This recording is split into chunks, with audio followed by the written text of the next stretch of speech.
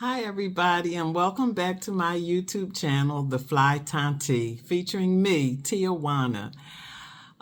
So before I tell you where I am today, I want to wrap up a few things about my trip to Argentina. First of all, Argentina's major export is meat. So everywhere you go, all you eat is meat. I saw fruits and vegetables on the streets, but at every dinner it was meat. Primarily beef, but also pork and a little bit of chicken. So I am anxious to get a hold of some vegetables now. But it was a great time. One of the tours that I took, and by the way, I've been booking all of my tours through Viator. I find them to have a great selection of options, and the prices are really reasonable. One of the tours I took was actually to a private home. A woman named Maya hosted about 10 guests on her rooftop of her home, and she had a grill master named Marco.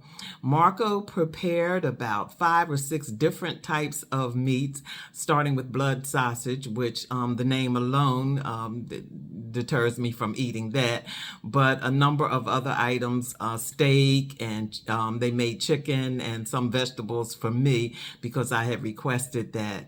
So I was joined by about 9 other guests. They came from all around the world, including Finland and Boise, Idaho.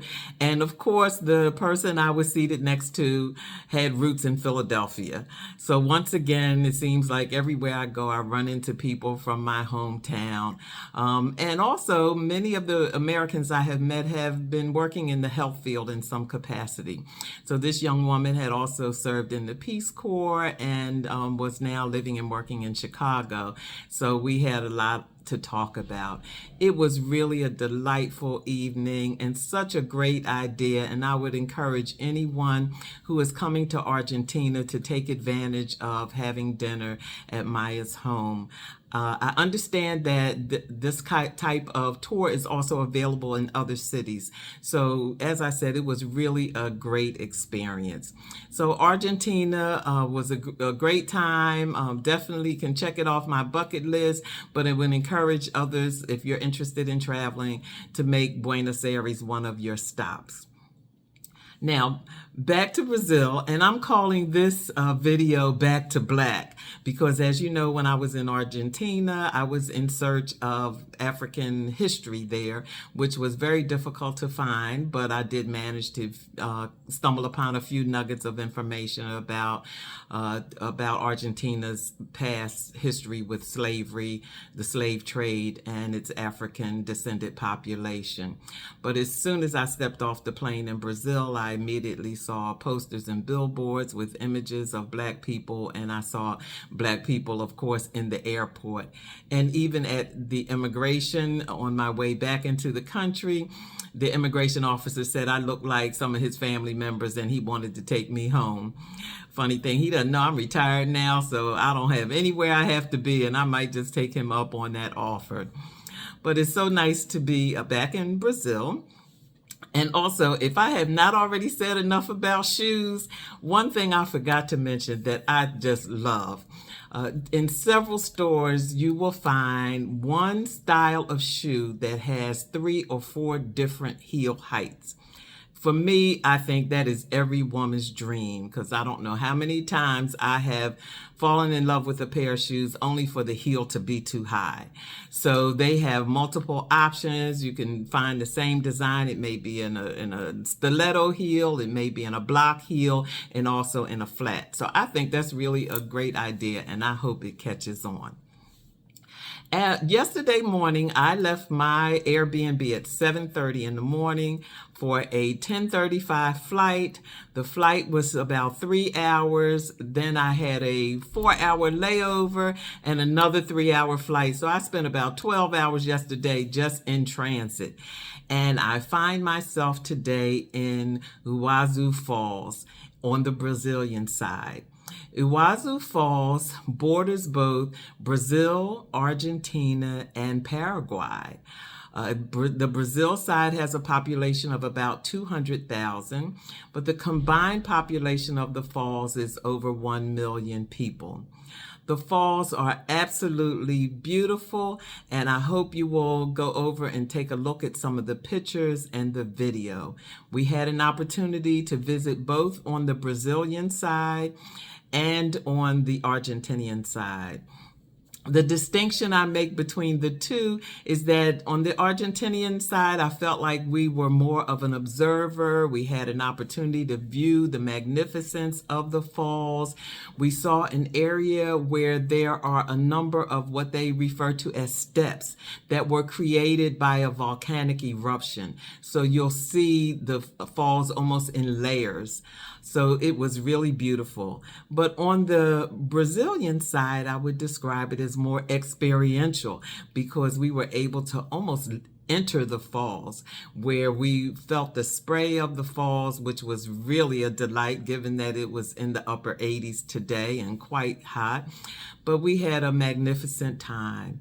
And this trip would not have been as pleasant as it was without our wonderful guide, Lucas, and two very special people that I met, Roya and Nick. Roya and Nick are Iranian Americans who also, interestingly enough, recently moved to Boise, Idaho. Rhea is an acupuncturist, so we had lots to talk about with all of my various aches and pains, and her husband is an aerospace engineer, I think.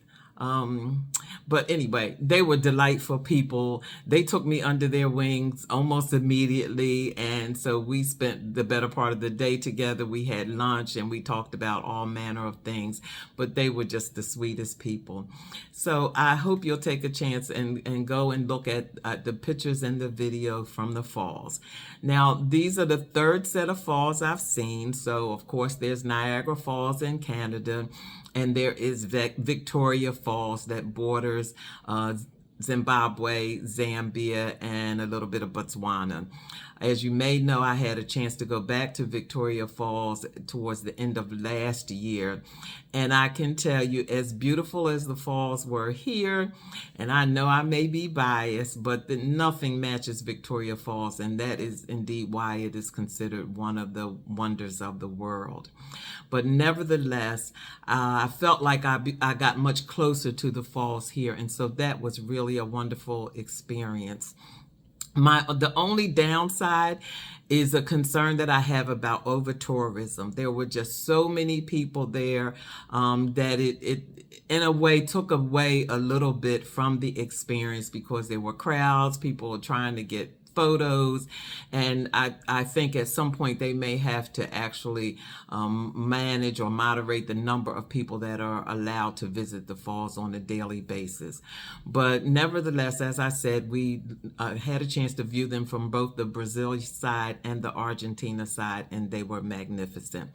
One of the things that I took with me that I actually purchased on Amazon, which I would highly recommend if anyone is going anywhere near water, is this dry bag.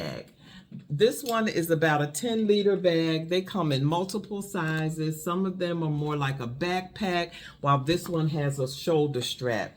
And you put your items inside, you roll it down, and then you snap it together. And it makes it easier to carry this way, or you can carry it by the handle. And when I tell you nothing in this bag got wet, that's exactly what I mean. So this was a really nice purchase, and I'm glad I bought it. It also came with a nice case for your phone so that your cell phone doesn't get wet. So the other thing that was really important that I had with me is a collapsible water bottle. And I also got this on Amazon. So this is really a neat little purchase. It doesn't take up a lot of space, but you can refill it as many times as you need to with water. And this was really a great purchase. I'm glad I had this with me because, as I said, it was quite hot today. So I'm here in Iguazzu Falls. I will be leaving. For some reason, the flight is at 10 minutes after midnight. and I will arrive at my next destination really in the middle of the night, but I'll tell you where that is when I see you again tomorrow. But in the meantime, if you like what you're finding here, please subscribe to my channel. I really enjoy sharing my experience with you. This is as much fun for me as I hope it is for you. And until next time, that's all from the Fly Tanti, and I will talk to you tomorrow. Until then, have a great day. Bye-bye.